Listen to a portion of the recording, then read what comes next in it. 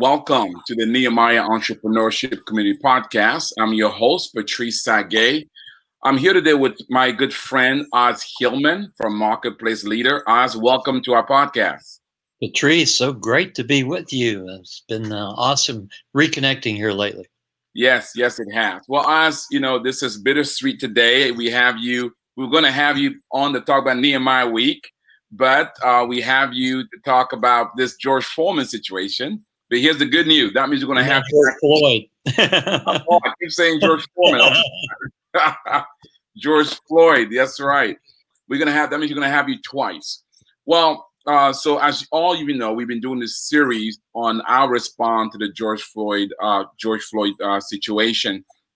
And Oz Hillman, the president of Marketplace Leaders, Oz has not only been a good friend, but he's been a pioneer in this space of marketplace for several years, since 1995. Oz has written several books. Oz is known for the Change Agent Network, for the daily devotional that many of us receive. That's been the longest devotional in terms of marketplace ministry that goes out daily. I think it goes out to over 100,000 people. Is that correct? Yeah, in 105 countries. In 105 countries. And also Oz, he put out a devotional, a piece today we're going to talk more about is America Racist. I thought it was a good piece. He puts out pieces like that on a weekly basis to his followers around the world. He's married to a beautiful lady. I haven't just meet personally, but she's going to talk a little bit about her. She has an incredible ministry that's impacting prisons around the world.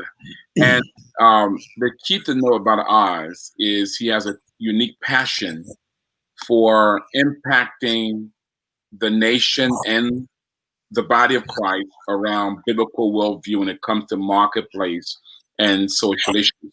So today we have an Oz talk about the George Floyd situation in relates to the spiritual or the social and the economic impact.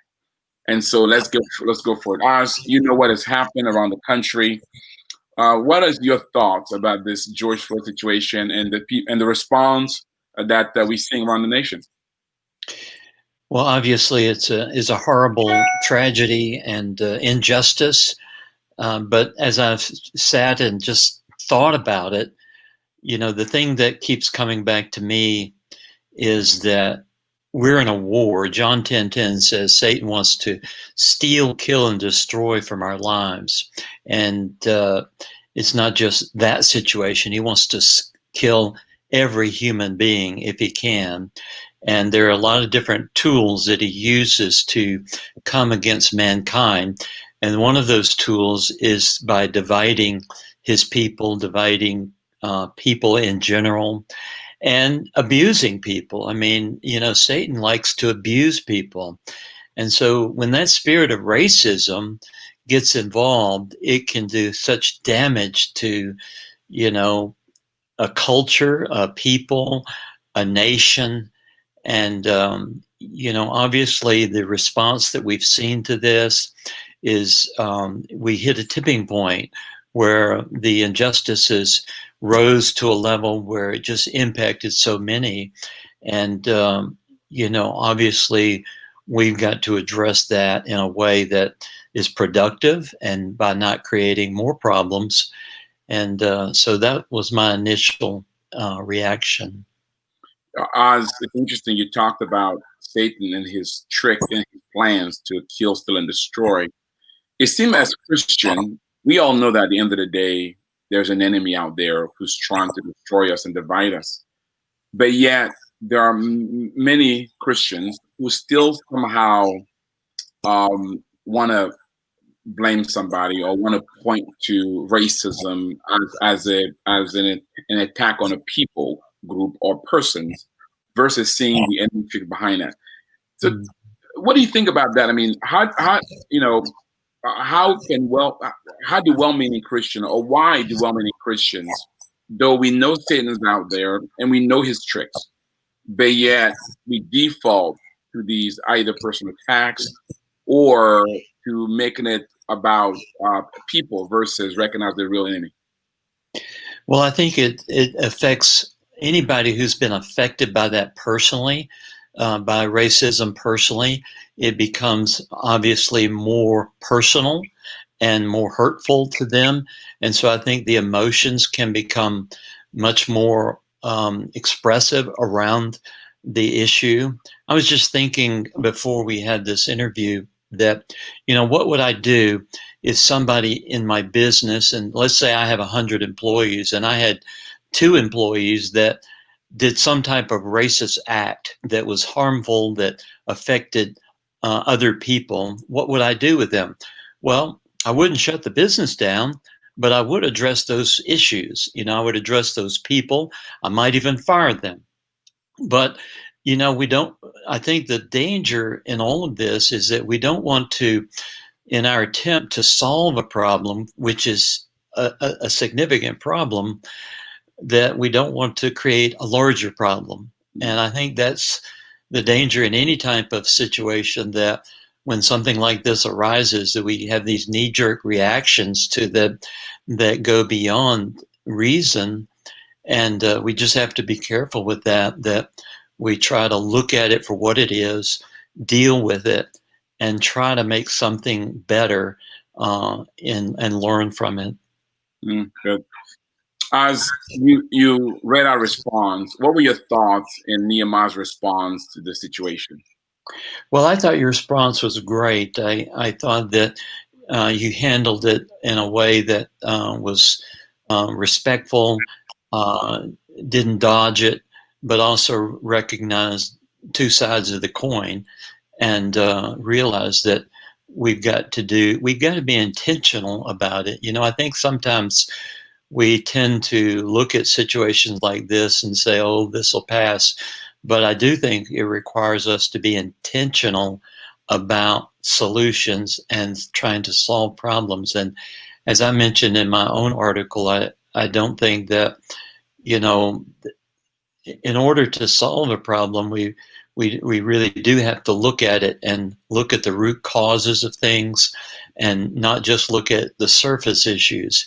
Generally, I think the police as a whole, there's a lot of good professional people out there that are doing their job well.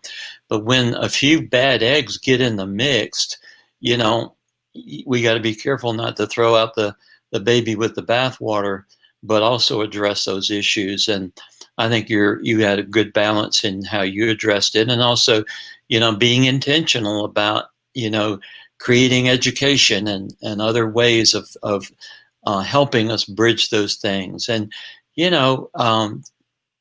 white guys like me need to have more conversation with guys like you to see what are we missing, how do we see things incorrectly, what subtle things are we saying that could be construed in a way that we can't see simply because it's not our reality. And I think that's why walking together with brothers like you and me helps to do that. And I remember one time that you and I have a good friend, Ford Taylor, and we were in one of his trainings, and one of the guys said something that was really very racial in the way it was presented. Many of us kind of, look back and say, did he really say that? But the guy had no idea that he said anything wrong. And so Ford had to take him to task right there in front of everybody, because, there was something that was needed to be addressed because there was a blind spot from this person. And I think many of us are like that we got to be open to the fact that, sometimes just based on our experience, we don't see things the right way. Wow. Again, friends on Facebook, Twitter, YouTube, wherever you are listening or watching this, we welcome your questions or comments for Oz Hillman as we have this dialogue. As you did write an article today, and I really appreciate the article, and I want to read that article, and then I want to ask you some questions around the article. And so, Oz, this article, by the way, if you don't receive Oz weekly communication, He'll tell you right after this how to take advantage of it, what you need to do to get access to it. The question I asked him to answer today was, is America racist? And his answer was no. If America as a whole, and I'm reading the article from Oz, as a whole were racist, we would never have elected a black president. Are there still people in America still racist? Says yes. There are white racists, black racists, Asian racists, Indian racists, and even Hispanic racists. However, the majority of the people are not racist. That's why it would be wrong to overreact to the George Floyd despicable murder. There are some bad eggs in the police departments, but they are largely not racist. They are largely not racist. However, it does require more attention to solving systematic problem that allows such people to still be in these police departments. However, to consider doing away with police departments would be an overreaction to the issue. Reform is the answer, not destruction. You merely create another greater problem with that move. I once had a conversation with a good friend who was a black leader. He was older than I. Asked, I asked him this question: what percentage would you say America is racist from 1 to 10? Before he answered, I thought to myself, that number is around 3%. We've come a long way since the 60s. However, my friend said 7%. I was shocked. Why would you answer with a 7? The only difference between the 60s and today is that racism is more hidden. It's not this on the surface, but it's still there and still shows itself in many areas of society. He made me think, and he made me realize I see the world through a white man's lens. It's impossible for me to be in his shoes, but I can try to listen, understand, and empathize with those who suffer from racism. Solving this problem will never be done through legislation. It can help to have policies that prevent such heinous crime against people from happening. However, racism is a heart issue. Issues of the heart are only solved at a spiritual level. We need revival in the heart of our nation and its people. We need the love of Christ to penetrate the heart. May we each evaluate our own hearts to see if there is any trace of racism in ourselves. And he talks about a tool that he has that he's going to talk in a few minutes to help individuals deal with a heart issue. First of all, great article. I think is well balanced as well. Could you speak a bit about what led you to write that article? Well, I've just been thinking about, watching the television and just watching everyone's reaction, and I think the one thing that kind of came across to me was that there seems to be this reaction about America, and the liberal media seems to be reinforcing that we're such a racist nation, and that this is so bad and this is so awful, and the issue we're dealing with is awful, awful, awful, and things that have led up to this have been awful, awful, and they need to be addressed. But I just think that the tendency in these things are to go too far on the other side. And, I said, I just don't think that if America as a whole is a racist nation, we could have never elected a black president. And that doesn't mean there still aren't pockets of racism. I hear it every day. I play golf at a golf club. I can hear undertones. And so it's there. And I agree with the brother who said, it's underneath more so than it was back in the 60s. And so we have to be aware of that and see where we can be a catalyst for change, even in the subtle nature of it. Good. Now, Oz, what about those people who would say, Oz, I agree with you in part, but there's this systematic issue, our judicial system, our courts, or what the case may be, that the election of Obama did not change that. What would you say? Well, I would say that they're probably right in that, and because I don't think Obama really was very effective in helping the African American community as much as he could have. So I think there's still things that should be done to create a level playing field for people. And, that gets into a whole discussion of all sorts of things to be able to do that. But certainly they need to be addressed. Mm. Now, in your article, you made the point that there are white racists, Black racists, Hispanic racists, and Indian racists, and so forth. One of our guests shared they felt that only in America, at least, only whites can be racist because there's two factors that he described how he perceives racism. He says prejudice and the power to act, the power to make decisions, to influence a larger group of people. What's your take on that? Is there any value to that, or is he kind of misled there? Well, I wouldn't agree with that. I think racism is whenever any person discriminates against another person based on their race. Several years ago, back in the 90s, I was very involved in coordinating events, marketplace events. And I had a Black brother that I had developed a relationship with, and I really liked him, and I was trying to help him get more integrated into what we were doing. And so I would be very intentional about asking him to speak, asking him to serve on a panel or whatever, because I was trying to be very inclusive. And it really shocked me one day when another person came to me and said, "Do you know that such and such thinks you're a racist?" And I said, "What?" And I was so shocked by that. And now I never confronted the guy about that, but I always pondered what kind of behavior did I do that could have been perceived as racist. And it just became a place of trying to, make sure, and look at my own life if I was modeling any of that. I could not see that, in myself. But, so I think sometimes that when you have been deeply affected by racism, the sensitivity can be so greater. It's just like my wife, when something happened to her in her childhood, she might have a reaction of a 10 to a situation that should be a 4.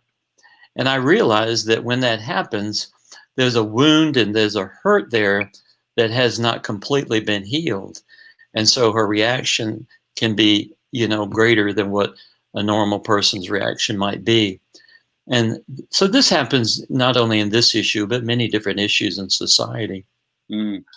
And in your article, you also bring up the point about your perception of where America was at that time versus your Black friend, and you realizing kind of you not being in the Black man's shoe, how you kind of can see differently.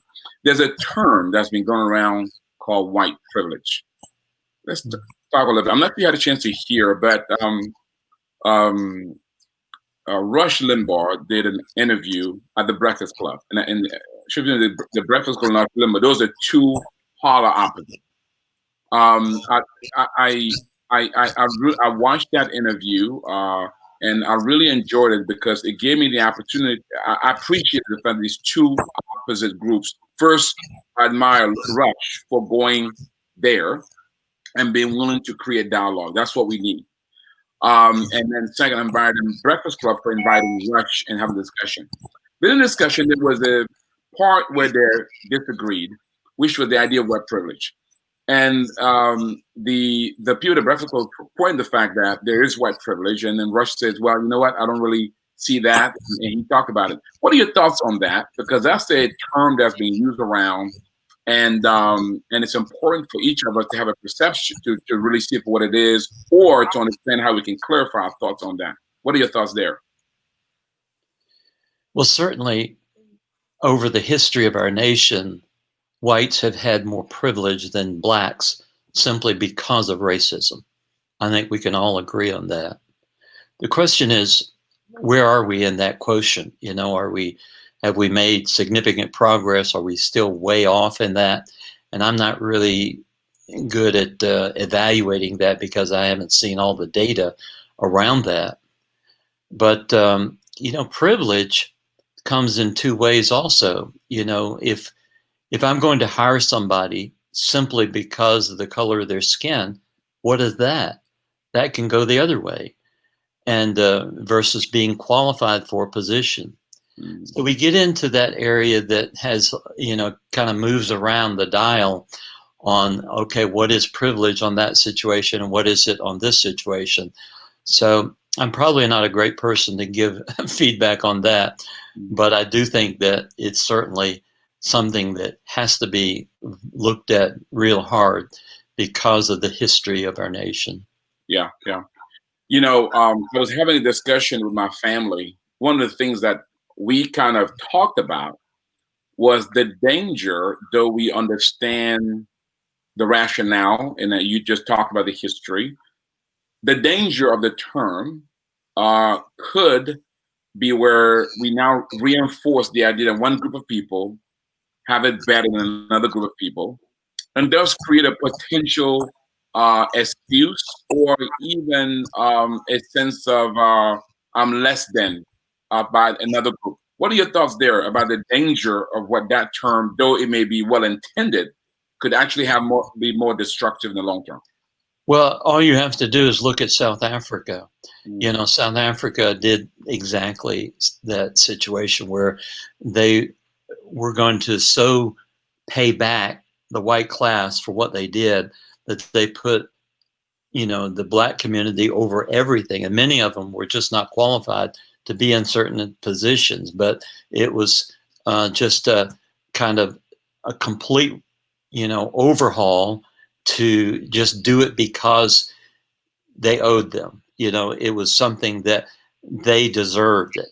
And so you would have people in positions that had no qualifications to be in those positions.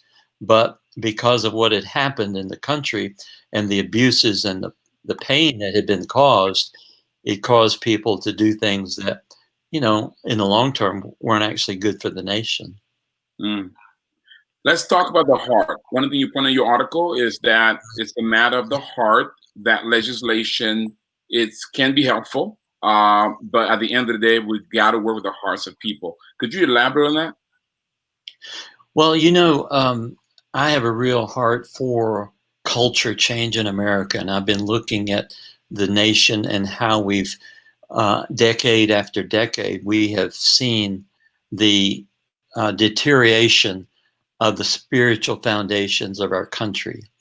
And with each one of those tipping points, we see a further eroding of our nation's fabric.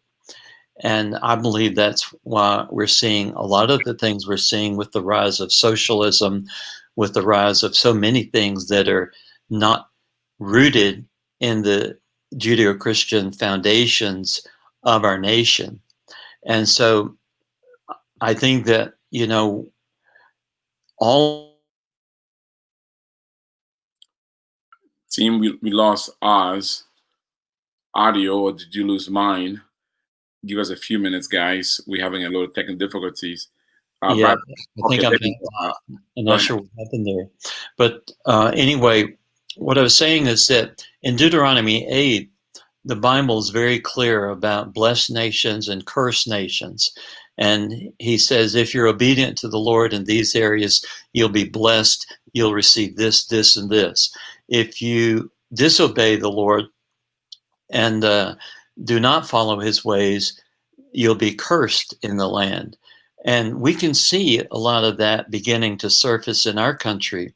In fact, I'm part of a committee right now on, nation revival, that the guy that's on our committee has done incredible research on cycles of nations. And he says that, there are certain cycles. And once you get to the fourth cycle, very few nations return. And that cycle often has a recognition of, the gay lifestyle and the, different forms of sexuality that are not supported in the scripture as something God could bless. And he says, once a nation gets to that place, very few recover. And so we're in a time in our nation where we're very, very, susceptible to losing it, and so that's why it's very important that we try to focus on the revival of the heart, because it's got to be at a heart level if we're going to see this thing shifted. It won't be done through politics. It won't be done through a political party. It won't be done through anything other than the relationship with Jesus Christ, repentance, and getting his favor, as it talks about in 2 Chronicles 7:14, that we humble ourselves and ask for his mercy on our nation. Awesome. Good to see you, Ricky and BB and Warji, and all those of you who are watching us via Facebook and those who are watching via the other channel. If you have comments or questions for us, please shoot it out. We'll go ahead and share it with it. Good shout out to them. As you working with Ford Taylor, our good friend, you put together a resource recently to address the heart issue. Could you tell us about that resource and how folks can get access to it? Yeah, last week we did a webinar on the 5 attributes of a relational leader. And I think Ford does a great job in helping us understand, the dynamics of good relationships. And I used to tell Ford that, I would not have had the pain that I've had in relationships had I gone through his course earlier in life. And so anyway, he does a great job on something called transformational leadership. So we did a webinar last week, and your listeners can go watch that at www.transformationalleadershipwebinar.com. That's transformationalleadershipwebinar.com. And so tomorrow, at the end of that session, we introduced a course that he's doing online that actually the pre-registration is tomorrow, where you can save significant dollars off the registration. So if that's of interest to you, you might want to check it out today. And it's going to be a 9-session transformational leadership online course that Ford is doing. And I think every leader needs to go through that training. I know that you believe the same thing. You've been through it, and it's awesome. Yes, and I have been through it. Some of our staff has been through it as well, and highly encouraged. Again, if you want to take advantage of that, go to www.transformationalleadershipwebinar.com. Right. Let's pivot a bit now to you're speaking for us this year. We're going to have you back on the podcast to talk more about the 7 months of culture, but you'll be talking about by the way, our annual conference is August the 10th, the week of August the 10th. Nehemiah Week is digital this year. And there's information on there about how to register on this, wherever you're watching from or viewing from. You can just plug in to NehemiahCommunity.com to learn how to register for this. So you'll be talking about the strategy of winning the 7 mountains of influence. You talked about the degrading of our values and culture. How important is this idea of 7 mountains during this time of George Floyd and what our nation is facing, and even this time of COVID-19, what our world is facing?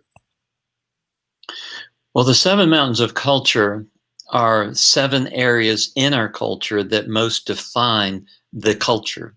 And this was first talked about back in 1975 with Bill Bright and Lauren Cunningham, who met each other for the very first time. And it just so happened God spoke to both of them independently and said, if we're going to shape America for Christ, it's going to have to be through these 7 areas. And, one of them called them mind molders, another called them gates. And it doesn't really, matter what you call them. They're places of influence, and that's government, media, education, family, business, arts and entertainment, and the church. And so these areas all have a role to play in shaping culture. Now, I think all of us would agree that arts and entertainment and media have really shaped culture here in the last 10 years. And it's moved to a much more liberal influence. And we never heard the word fake news 10 years ago, but we hear it all the time now. And news used to be a place where you would get factual information without commentary, but now that's all changed. And so what we're seeing is the eradication of righteousness in many of these areas. And so it's a strategy to understand that we need to raise up young people and people in these careers to bring righteousness back into these areas. One of the best case studies we have of this, in which that we often say that it only takes 3 to 5% to shift a cultural mountain. And we know that by simply looking at what the gay rights movement has done to shift that issue from being a moral issue to being a civil issue. And they have effectively done that. And when they did that, they were able to get funding and legislation and all sorts of changes when they shifted it from being a matter of choice to being something that they would proclaim to be something that's a civil rights issue, even though even their founding fathers of their movement would say, we're not born gay. We know we're not born gay, but we'll never say that. And that's actually in a book called After the Ball. And so what they've effectively done is gone into each one of these areas and developed strategies within those areas to shift America's view of that issue. And so here and their only estimates are 2.5% to 4.5% of the population are gay. That's a proven statistic, but most people think it's way up there into 20 and 25%. But that's only because they've been so effective at their publicity and their marketing. But so here we have over 40-50% of the population would be proclaiming to be born again, and yet we're losing ground. Why is that? It's because we haven't had an effective strategy to really bring the gospel into these areas and bring righteousness back in. Wow. Hey, you want to join us at Nehemiah Week, because Oz is going to get more into this. We'll have him back before Nehemiah Week to talk a little about, give you some teasers about that, and learn more about his organization, Change Agent Network, so you can be a part. To register, if you register before June 30th, you will get a 50% discount on registration. So you want to make sure you do that. Oz, Manfred Wright, the pastor or the minister, Reverend Manfred Wright, good to see you, man. I know I do owe you a phone call. He asked this question: is this privilege, meaning white privilege, which does reflect inequality, something that needs to be negotiated or renegotiated? And if so, how should this be done? Boy, that's a great question, and I wish I knew the answer to that. I can only think that you would have to take things situation by situation to see what the history has been and see where privilege seems to have come into play and begin to address each one of those on a case-by-case basis. That's the only way I know to deal with something like that. Mm. When I think about the 29 years ago, the Rodney King situation, and now this incident, those two as markers, it seems like at first glance, it seemed as though nothing has changed because of the brutality was similar, in this case even worse, because the man ended up dying. Even though you would argue that the Rodney King situation was more brutal. But the reaction this time by the nation was cross-cultural, cross-racial, and it seemed to be a little different. And we suggest that we have made progress on the race situation, because in the Rodney King situation, it was very black-led. In other words, blacks felt injustice more so. Now everybody feels injustice. Could you speak to that? What do you think about that, though?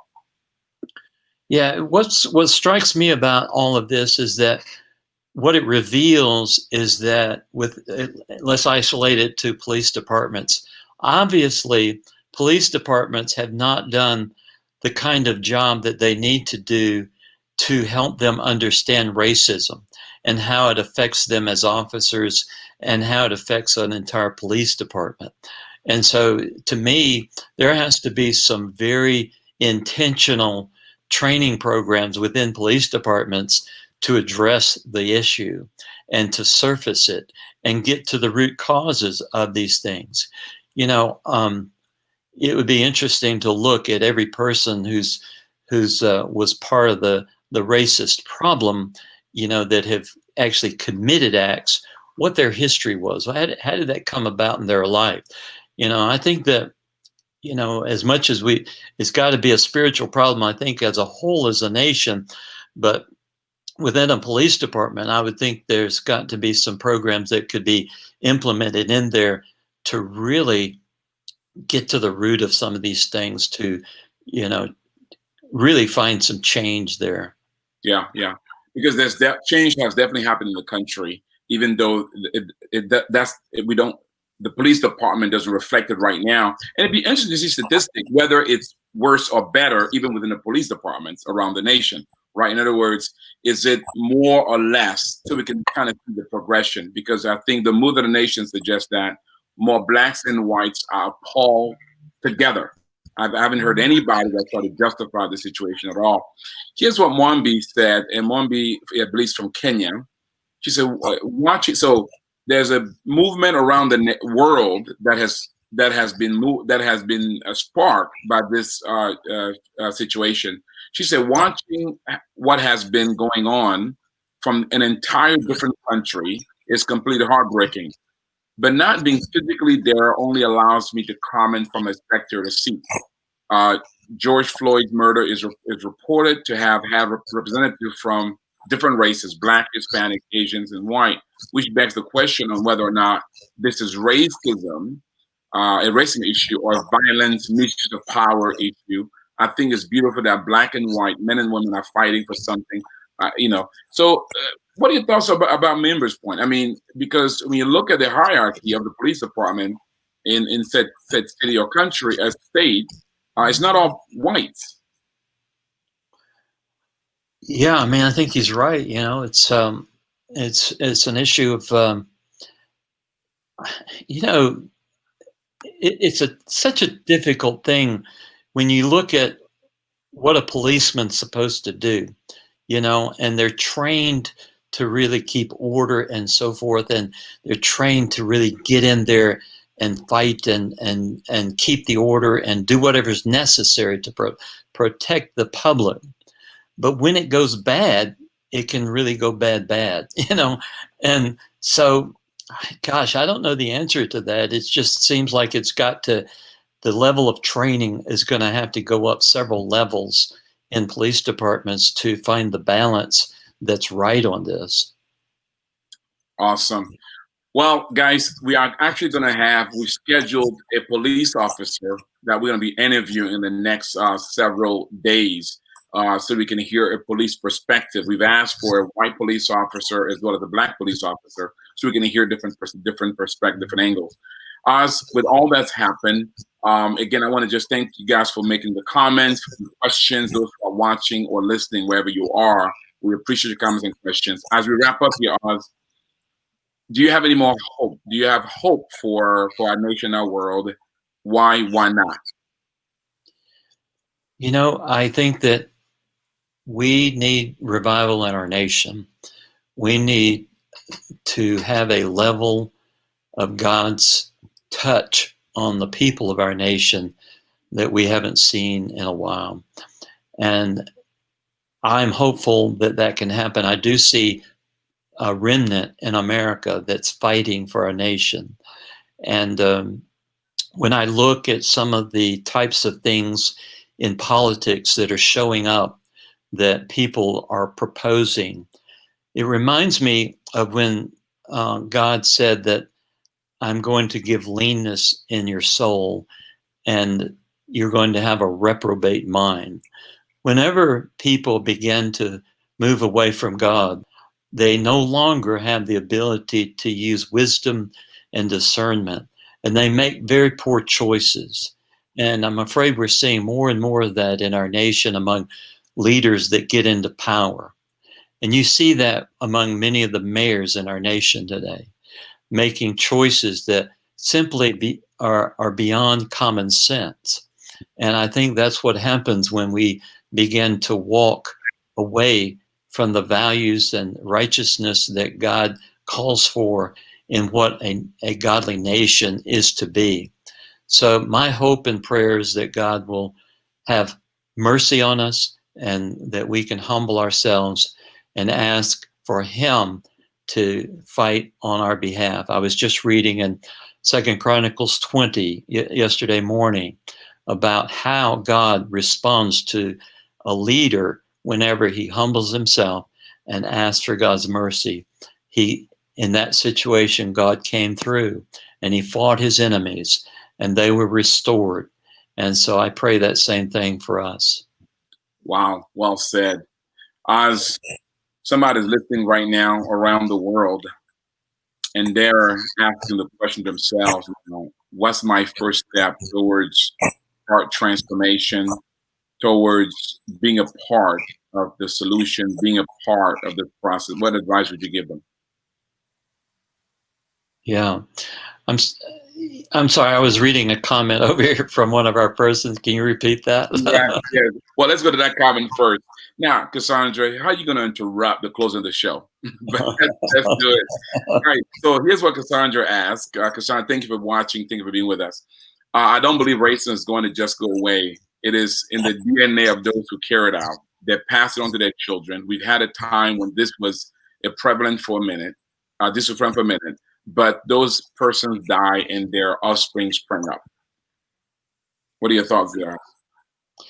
Well, I can only think about it in my own situation. I was telling my wife, I was about 10 or 11 years old when I heard my first racism comment from, I was with a friend and we were taken into a theater.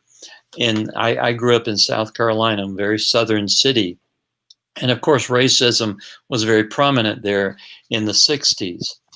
And yeah, I've always remembered the comment that the mother made in that theater. It was a racist comment, and I began to realize that how racism happens in a person is there's little things, little choices that people make, and parents and people that are racist above you, they imply values, and you pick that up.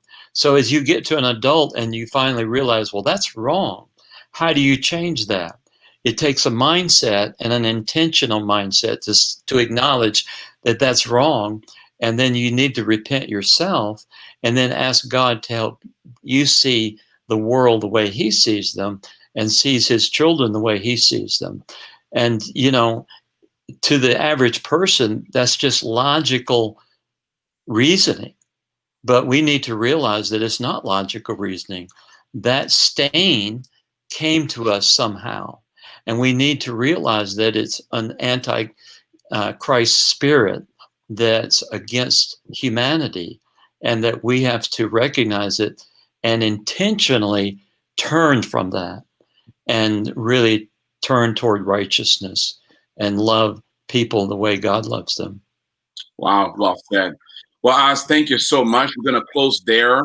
Guys, thank you so much for watching and listening. Share this with as many folks as you can, because we need to start a wave to adjust the narrative.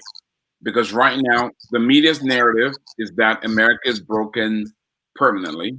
The media narrative is that blacks and whites not collaborating, not working together. The media's narrative is that there's no hope and we have to just destroy stuff or whatever the case may be. But you know better. You know better. There are problems and we must address it. We must not shy away from them. But let's build on what's working. Let's demonstrate and showcase the good things that are happening.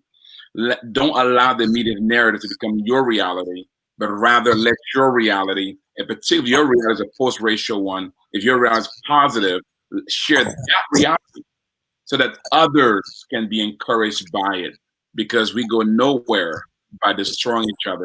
We go nowhere by feeding on the negative. Thank you for watching. Share as many as you can. With that said, if you want to connect more with Oz Hillman, Oz, what is your website? I would say go to todaygodisfirst.com, todaygodisfirst.com. They can get the free devotional there, and they'll find some other links to things that we do there, and that might be the best place to go.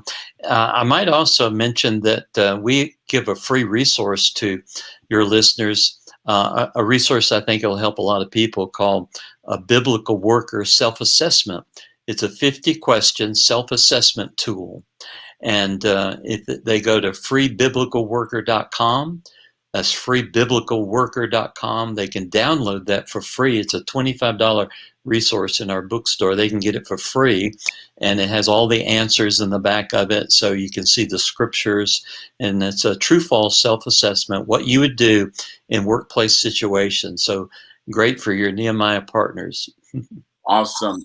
And if we're going to break this issue, it has to start in the workplace. Oz, we're going to have you come back and talk about the segments of culture and get more into these resources as we prepare for Nehemiah week. So our commitment has been that we're going to work on a response continuously for the George Floyd situation by doing these podcasts. And for the next several weeks, we're going to be featuring different guests to showcase different aspects of race issues, race relations, to demonstrate different examples and different insight. We're having folks from different views. If you want to know more about them, watch the other podcasts we've had. Go to our blog page, our podcast page. You'll see all the various podcasts we've watched. If you have individuals that you think have good insight, that you think we should showcase them during this time, please let us know, and we'll love to showcase their side of the story. Also, we began a discussion of film called The Journey, where it's a 9 devotional piece to help create a discussion around race issues, to get to the root, to create a framework for redemptive conversations around race. We also in initiating or relaunching our urban initiative, our urban impact, which is a strategy to intentionally serve urban entrepreneurs. Charles Kears will be leading that effort.